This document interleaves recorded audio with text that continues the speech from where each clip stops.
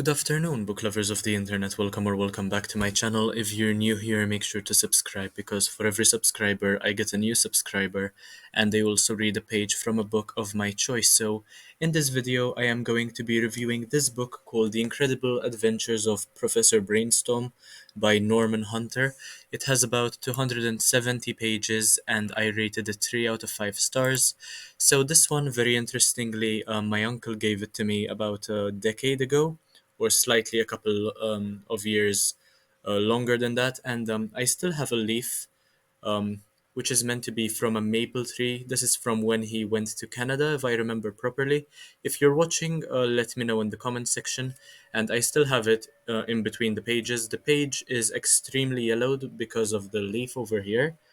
Um, but still, I just finished it a couple of minutes ago. The illustrations are all pretty fantastic as well, and I'll let you know what I think about this. So first of all, I have to say that I would not have been friends with Professor Brainstorm, and personally, I don't understand why the whole town he lives in seems to think that he is such a genius. Because frankly, he is more of a nuisance rather than a genius, and that is my personal opinion, of course. If you've read this, let me know what you think in the comment section. Let me know if you agree with me or not.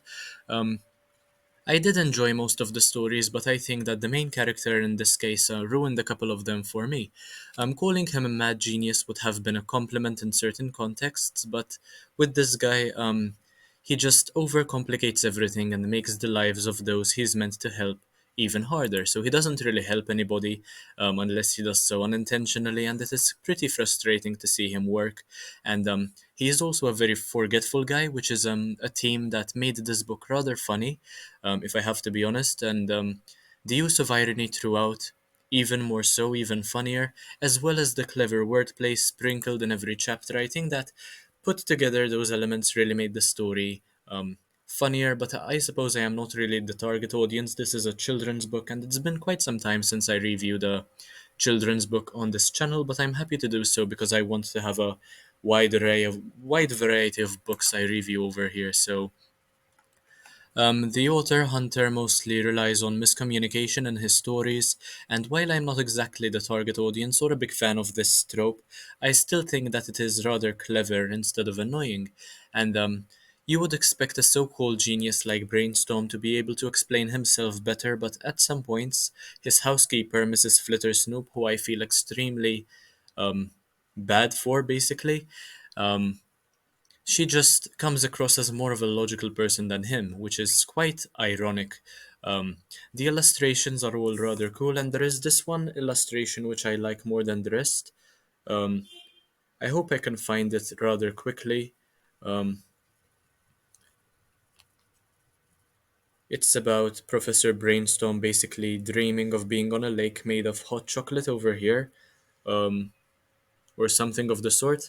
This is what the illustration looks like. I think it is a very pretty picture. Hope you can see it quite well over there.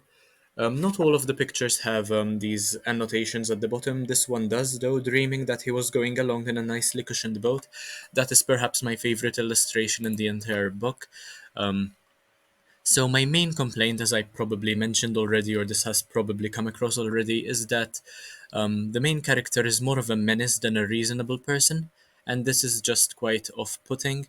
I suppose Incredible Adventures makes sense because they are hard to believe, and considering that he is such a forgetful person and does so many things which are horrible for society, Incredible is basically very relevant. However, his name Brainstorm, I don't think it works quite well.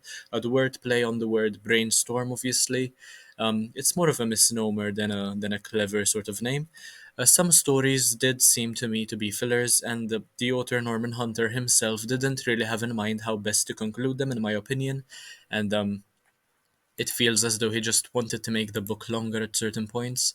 This made them quite sloppy and also took away from the ideas which were so much better and which had so much more potential, such as the concept of a liquid able to bring anything to life, for example, that could be used in so many context and in such a better way. Of course, a time machine and also a self-sustaining machine, kind of like a perpetual motion machine. In this case, it was meant to be a sort of clock. Um, I feel as though these were simply wasted and dumbed down for children to enjoy, which um, I didn't appreciate this, to be honest, even though I am once again not really the target audience. I think they should have been longer and used much better because they are great ideas in any situation.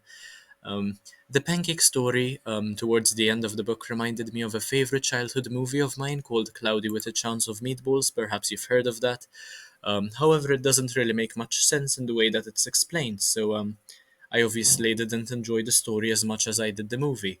But anyway, that is all I have to say today about The Incredible Adventures of Professor Brainstorm by Norman Hunter. I would like to shout out my uncle for giving me this book so many years ago, and I am very happy to have finished it after all this time. And if you've read this book and you have any opinions which differ to mine, let me know in the comment section. Otherwise, make sure to leave a like, comment, share, subscribe. Check out the rest of my content and do anything in order to help me get a silver play button by the end of 2024. Anyway, thank you so much for watching, and I will see you in the next one very, very soon. Bye, guys.